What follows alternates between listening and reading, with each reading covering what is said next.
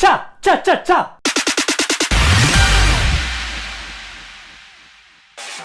発見音楽塾先生の星部翔です。さあ本日のテーマはこちら。ドン。作曲者ガチプレゼン、お茶の間まほろば憩いの場、昭和も令和もわっちゃわちゃ編。はい、やってまいりました。さあこちらの番組、ハロプロ楽曲を用いまして難しい印象のある音楽理論、作曲についてを学び、ハロプロ楽曲をより深く味わっていこうという番組になっております。さあ本日はですね、2023年7月26日に発売されております彼女たちお茶の間3枚目のシングルの2曲目に収録されておりますお茶の間まほろば憩いの場、昭和も令和もわっちゃわちゃ。こちらの楽曲について解説を行ってまいりたいと思います。作詞作曲は私星部翔、そして編曲は大久保薫さんとなっております。グループ名に真っ向から挑んだザッツお茶の間ソングとなっております。さあこちらの楽曲なんですけどね、もう冒頭に白状しておきますけれども、私作家生活8年目になるんですけども、8年間で過去一悩んだ作品になります。もう個人的にはかなり作るの大変でした。ということで楽曲プレゼンでもあるんですがね、私の苦闘の記録ということでね、今回の動画撮らせていただきたいと思います。さあこちらの楽曲を作るにあたってね、お茶の間ってなんだろうってことについてね、真剣に考えました。それを踏まえて作詞作曲についてを語り、最後にですね、こちらの楽曲にもこれでもかっていうくらいに詰め込んだ音楽的ギミック、こちらについても解説を行いたいと思います。最後までご覧ください。よろしくお願いします。さあでは早速やってまいりましょう。まずはこちらです。ドン。お茶の間ってなんだろう。さあこの問いかけ自体が今回の楽曲のテーマになっております。お茶の間ってなんだろう。もうそもそもグループ名がお茶の間ですからね。お茶の間のプロフィール、名前の由来なんかを見てみるとですね、お茶の間っていうホッとできる場所であり、お茶の間のノーマがですね、ラテン語で基準を表そうですね。ということで新世代のスタンダードのような存在になろうという意気込みを込めてお茶の間と命名されたということですね。さあこちらのね、ネーミングをね、私もね、ネットで知った瞬間ですね、あ、これはいつかお茶の間の曲書いてくれって来るなとは思ってました、ずっとね。ただデビューシングルはですね、恋のクラウチングスタート、お茶の間デビューだぜ。そして2枚目のシングルはうちらの地元は地球じゃんと。すごくお茶の間というネーミングからイメージした、ホッとできて親しみやすいような楽曲群ということで作りました。そして今回3枚目のシングルということですね。で、ついにこのお茶の間ってなんだろうってこの問いかけを曲にしてくださいと依頼来ましたね。ということでですね、このお茶の間というワードについて改めて深く考え始めました。まずやることはこちらですね。お茶の間っていう言葉の意味を改めて辞書で引くってことですよね。で、調べますとこういうワードでした。ドン。家族が食事や団らんをする部屋。想像通りの説明文が書かれておりました。イメージはもう昔ながらの日本家屋で、畳敷きでですね、4畳半とか6畳一間みたいなそういう部屋で、そこに座布団敷いてですね、ちゃぶ台があってですね、3世代の家族が一緒にご飯を食べているという部屋ですよね。これは今令和の世の中ではなかなかないシチュエーションになってきましたね。ちなみに私1985年昭和60年生まれの38歳なんですけど、私が幼少期の頃はですね、実家にこのザッツお茶の間があったんですね。そこに両親2人と、僕は3兄弟の真ん中なんでね、兄弟3人と、あとおばあちゃんがいて、そういう3世代6人家族で毎日晩ご飯を共にしていました。僕はこうギリギリそのお茶の間っていうのを経験してる世代っていうかですね、その10年後くらいにはもう家もね、リフォームされて、フローリングになって椅子とテーブルになって、ちょっとこのお茶の間という雰囲気からちょっと離れましたね。だから昭和60年生まれの僕ですらそうなんで、だいたい20個下のこのお茶の間メンバーはですね、多分このお茶の間ってピンとこないと思うんですよね。なんかテレビかなんかで見たことがある風景ですかみたいな感じでね。このお茶の間というワードから連想するような家族のあり方みたいなのがだんだん変わってきているのは間違いないですよね。あとはこのお茶の間といえばこちらですよね。ドン。テレビ放送開始70年。お茶の間には必ず1台テレビがありました。僕の実家でもそうでした。3世代家族が集まって同じ番組を一緒に見るっていう光景ですよね。そういう光景があった。そうせざるを得ないくらいのこの間取りの狭さというか、そういう生活環境がありましたよね。で、僕の実家では大体相撲中継とかね、ニュースがついていたりとか、あとは夕方やってるアニメ見てみたりとかね。で、テレビ放送開始70年経ってるってことなんですけども、今2023年で、ちょうど70年前の1953年の2月1日から NHK でテレビの本放送が開始したということですね。パソコンが出てきたりとかスマートフォンが出てきたりとかいろんなメディアがわんさか出てきたんですけども、まだまだテレビありますよね。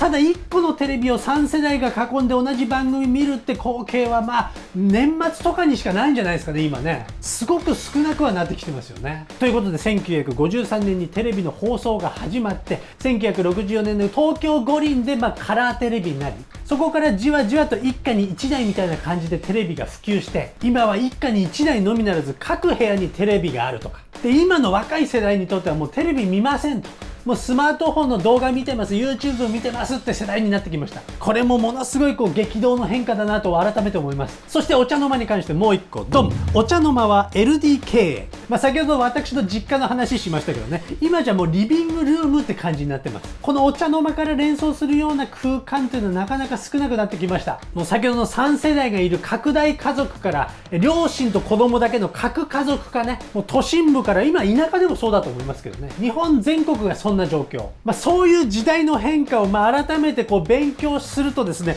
なおさらお茶の間ってなんだろうって疑問が深まってきちゃうわけですね。ということでこの大命題に応えるために曲を作っていくわけなんですが、いやーこれはちょっとね想像していたよりも結構難しいかもしれないとここで思ってましたね。こういうテーマがバチッと決められてる時はこの制作方法に限ります。次行きましょう。こちらですと、視線で作詞スタートということで、こちらの楽曲ね、作詞作曲私星部翔を行ってるんですけども、作詞作曲で作る場合大体メロディーから作ってその後に歌詞を当てはめるみたいなね、曲線の作り方が個人的に多いんですけど、今回テーマバッチリ決まってるということで、視線でトライしようということになりました。セルフ視線っていう作り方ですけどね、なかなか新鮮でしたね。なんとなく A メロ B メロサビみたいな構成は考えつつね、文字を書き起こしていきました。その結果こうなりました。ドン。計6回の書き直しということでですね、5回ボツを食らってます。細かいこと言うとね、10何回ボツを食らってるんですけども、このお茶の間ってなんだろうって命題をね、やっぱりね迷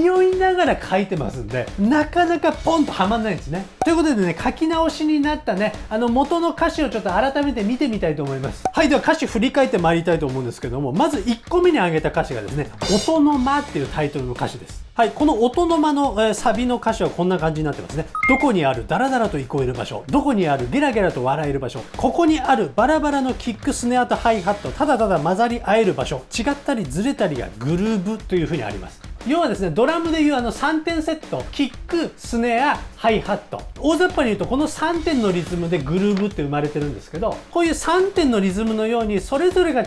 うリズムを刻んでるんだけど、この3つによってグルーブが生まれて音楽になるよねと、そういうバラバラの個性が集まっても一つの居心地のいい場所になるじゃんっていうことを言いたいっていう音の間の歌詞ですね。だから若干お茶の間というワードを濁しながら書いてる歌詞ですね。これがまず1個ボツになりました。そして2つ目に出したのがフューチャーお茶の間ですね。これはさらに突っ込んで、未来のお茶の間ってこんな感じだよね、ちょっとチャラめに書いたんですけども、こちらもボツになりました。で3つ目に出したのが虹色の遊び場っていうタイトルですね。これは音の間の歌詞にも共通してる感じなんですけど、違うもの同士そっと共鳴、たまにユニゾったりハモったり、違うもの同士そっと共生、ようこそ虹色の遊び場へと、そういう共存共生みたいなイメージで書いたんですけど、こちらボツと。そして4つ目が円満ヒューマン、さらにお茶の間からだんだん逃げてますね、この辺はね。できるだけこのお茶の間っていうワードを使わずにちょっと変化球をかけてそういうイメージを歌おうとしてますね。円満ヒューマンでね、まん丸に満ちた円満ヒューマンとかね、ここは人生の遊び場、ここは人類のお茶の間、私は私、あなたはあなた、どうぞおくつろぎくださいという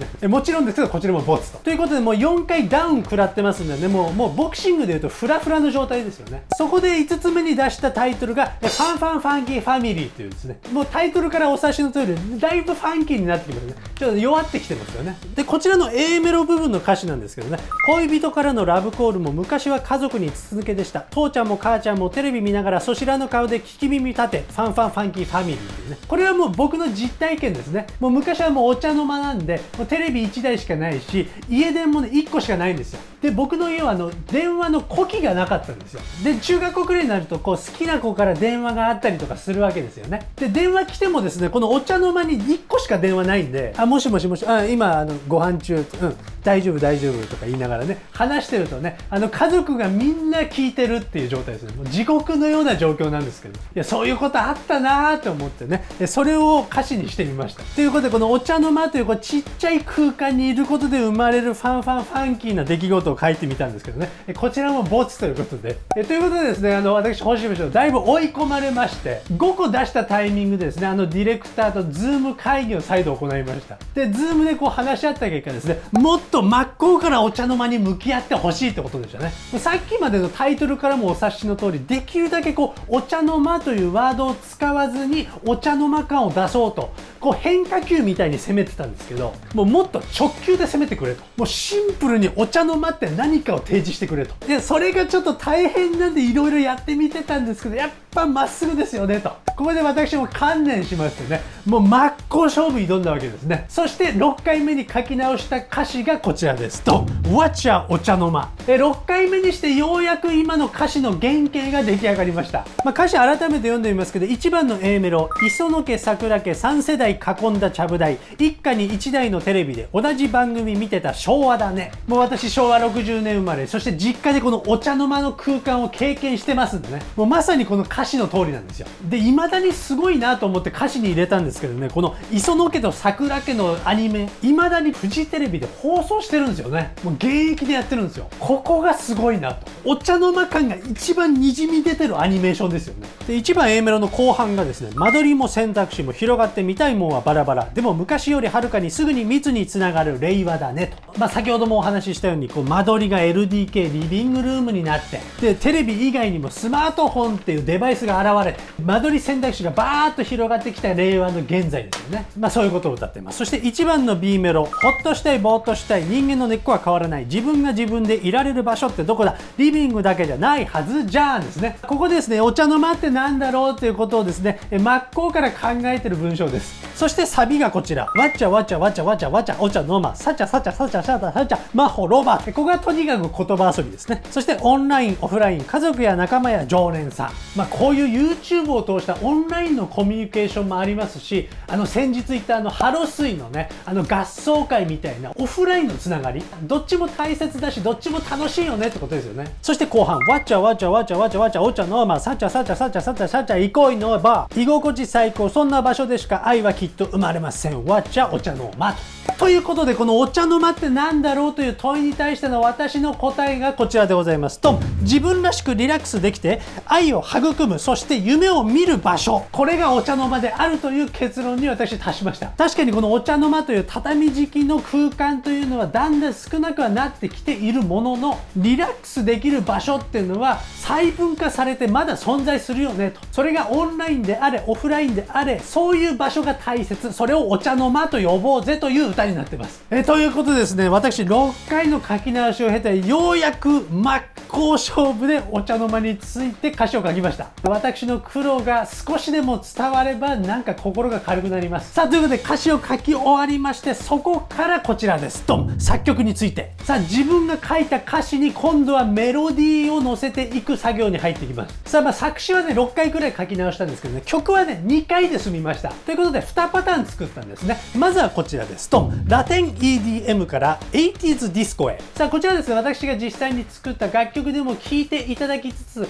こんな感じだったのねっていうのを楽しんでいただければと思います。まず歌詞ができました。で一番こうとっつきやすい部分っていうのがサビですよね。もう特にサビの歌詞がわちゃわちゃわちゃわちゃわちゃお茶の間って、もうすでに音楽的な感じになってますよね。まずここから取り掛かろうと思いました。で曲を作っていく上でいろいろ考えるんですけど、でその制作当時にね TikTok よく見てたんですよ。で僕の TikTok によく流れてきてて、あこの曲いいなと思ってた曲があって、これ TikTok やってる人ね聞いたことあると思うんですけど、フライプロジェクトの特化特化っていう曲です。これがねラテン調のメロディーとその歌い方で、なおかつオケは割とこう新しめの感じだったんですよ。これが割と TikTok で人気なのねってことで1個ねこう付箋引いてたんですよ。でこんな感じの曲なんですよね。あなたのみんなロカロカロカロカレカンタレミュージカレトカトカトカみたいなラテン調で印象的な、もう10年くらい前の曲なんですけど、でこのトカトカトカと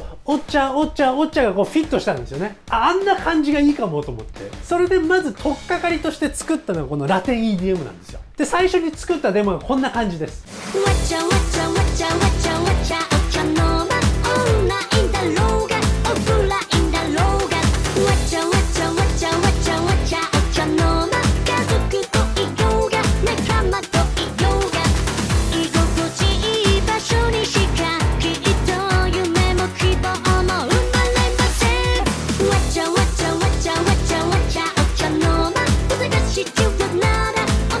しましょうかリラックスチルアウトみんなおいでリラックスチルアウトいい恋の場はい、ということでこれちょっと懐かしの EDM 感もありつつちょっとしょっぱいメロディーも絡むような EDM 調で一回提出したんですね。でその私が提出したデモに対してのディレクターの反応がもう一声って感じでしたね。もっといいやつちょうだいということで、でもう一個作ってみたんですね。それがこちらですと 80s ディスコで、このラテ EDM ですねちょっと暗めでねダークな印象が強かったかなと思ったので、この 80s ディスコでねもうちょっとパーティーソング感を出そうと思ってもっとわちゃわちゃさせようと思いました。それで作り直した私のデモはこちらです。わちゃわちゃわちゃわちゃわちゃわちゃの場せっちゃせっちゃせっちゃせっちゃせっちゃい恋の場オンラインオフライン家族や仲間や常連さんわちゃわちゃわちゃわちゃわちゃわちゃの場せっちゃせっちゃせっちゃせっちゃせっちゃい恋の場居心地最高そんな場所でしか愛はきっと生まれませんお茶の間はい、ということでこちらが現在の楽曲のデモになりますね。曲が出来上がりました。さあ続きまして作曲についてのこだわりです。こちらですと d マイナーから b マイナーへ転調マイナス3って書いてます。さあこちらちょっとマニアックな話なんですがぜひ聴いていただきたいと思います。さあこちらの楽曲で行われている転調なんですけども A メロ B メロは d マイナーっていうキーになります。そしてサビになった瞬間に b マイナーという半音3つ分下のキーにボンと移動するんですね。同じマイナー単調という印象的には暗い雰囲気の音階なんですけども、この d マイナーという暗い宇宙からですね b マイナーってまたちょっと質の違う暗い宇宙にこう飛び出す感じですよね。この辺がですねマイナーなんですけどもサビでパーンと変わった感が出てね非常に印象的かなと思います。ちなみに私このマイナス3転調プラス3転調とはこの3つ上がったり下がったりする転調めちゃくちゃ好きです。なんか綺麗に変わった感があるんですよね。すごくおしゃれに洗練された感じで曲調が変わってくれるという効果がこのマイナス3転調あると思います。こちらの楽曲以外でこのマイナーからマイナーへのマイナス3転調行われている楽曲ちょっと調べてみました。まず1つ目が椿ファクトリーの今夜だけ浮かれたかった。こちら A メロ B メロが F マイナーっていうキーからサビで D マイナーというキーに移動します。あの子この会話には愛だなんかないなねえ私本当を言うとこのまま帰るのいやいや今夜だけ浮かれたかった真面目心が邪魔もした今夜だけ浮かれたかった口のスペラス外った今夜だけは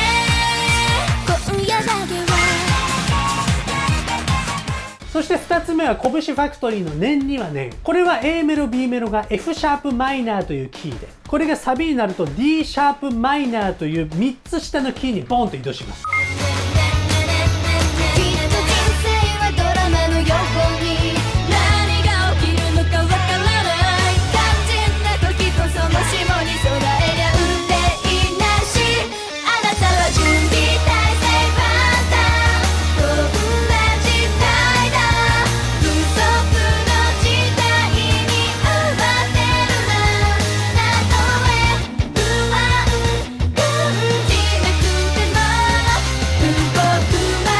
には必ず念には念を入れるんだ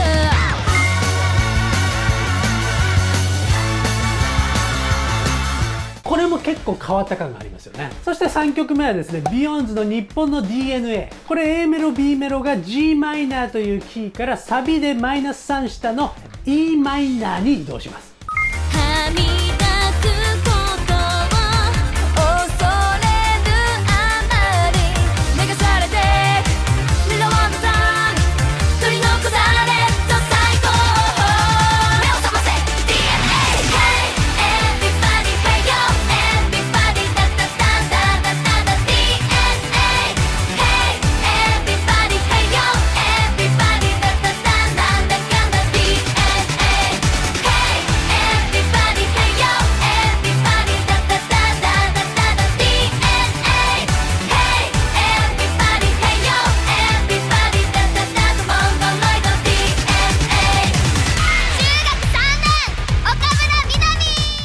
この3つ聞いていただくとなんとなくわかるかなと思いますが、同じマイナー調でもですね、ちょっと質の違うマイナー調に変わることでだいぶ開けた印象になるんじゃないかなと思います。これが私星部翔が大好きなマイナス3マイナー転調です。これなんとなく覚えておいてください。その私が大好きな手法がこの曲でも使われているよということでございます。で、作曲について続きましてこちらです。ドン！サビの中毒性繰り返し。こちらですね、お茶の間のセカンドシングル、うちらの地元は地球じゃんでですね、ハロプロっぽさの考察ということでちょっと解説した時にもね、語ったんですけど、とにかくハロプロ楽曲、繰り返しとか連打とかリフレインっていうのがね、多いんですね。この曲でもわちゃわちゃわちゃわちゃわちゃって5回言ってね、わちゃわちゃ感を出してですね、また韻を踏むようにサチャサチャサチャサチャサチャっていう風に言うんですね。このように繰り返すことによって中毒性を出しているということですね。なのでこの曲一回聴いていただくとですね、なんかわちゃわちゃした曲だよねという風にね、認識してくれると思うんですよ。その辺を狙っております。ということで作曲についてでございました。最後こちらです。ドン！様々な音楽的ギミック。さあ、ということで私がデモを作り上げてそれをアレンジしたのが大久保薫さんでございます。もう前作のうちらの地元は地球じゃんでもですね、かなり攻めたアレンジをしていただきました。今回もそれ以上に攻めております。まずはこちら、ドン！ BPM 急上昇倍速再生。さあ、こちらはですね、僕のデモの時には全くなかったんですけどね、まずこの曲のイントロですね、ちょっとゆっくり始まったかなと思って急に速度が上がっていくっていうですね、あとダメ押しでアウトロもどんどん速くなりますよね。ということでこの BPM の上げ幅が半端ない曲です。で、なんでこういう演出にしたかというとですね、会社からですね、倍速再生っぽい演出できるかという、YouTube とかでも倍速視聴とかしますよね。あんなことできるかっていう注文に答えたそうですね。ちなみに僕はYouTube 見るとき、倍速再生とかね、トーク系の動画とかはそういう風に見るんですけど、音楽系を倍速で見る方っていらっしゃるんですかね。そんな方いたらちょっと末恐ろしいなと僕は思っちゃうんですけど、だってもう BPM 倍にしたらもう全く違う曲に聞こえますからね。そうやって聞く方いらっしゃるのかなとはちょっとわからないんですけど、もしそういう方がいらっしゃったらですね、もう倍速の必要ありませんと、もうアレンジにそれが入ってますんでね、ご安心いただきたいと思います。あとこの倍速再生とかの演出で言うと、サビ前ですね。1番のサビ前、リビングだけじゃないはずじゃん。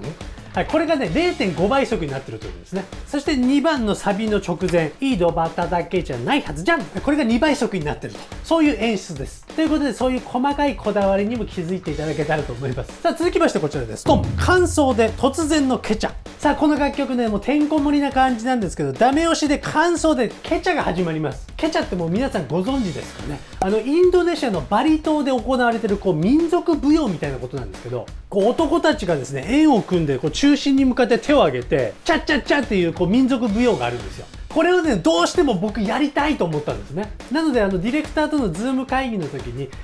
感想にどうしてもケチャを入れたいですっていう風にね、提案したんですね。そしたら無事通ってくれました。僕のデモの段階でもしつこくケチャ入れてますんでね。ちなみにお茶の間とケチャっていうとですね、オープニング SE、ライブのオープニング SE がお茶の間あって、これはもうお茶の間のライブ行ったことあるファンの方はもちろんご存知だと思うんですけど、